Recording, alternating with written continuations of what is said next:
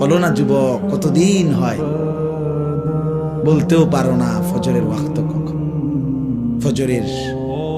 ফজরের সূর্য কেমন, ফজরের হাসি কেমন, ফজরের বরকত কেমন।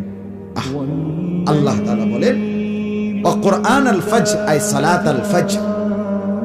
বাকি ফজরের নামাজকে কোরআন বলা হয়, মানে ফজরের নামাজ এটার নামাজও, আর এটার নামাজটাই কোরআন।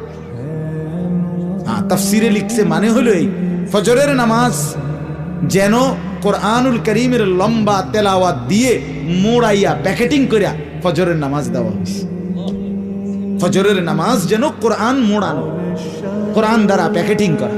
এই জন্য ফজরের নামাজের তেলাওয়াত কোরআন শরীফ লম্বা হয়, লম্বা হয় না? হ্যাঁ, লম্বা তেলাওয়াত স্বাভাবিক। যেই কোনো ইমাম 4 ওয়াক্ত নামাজের চাইতে ফজরের ওয়াক্তে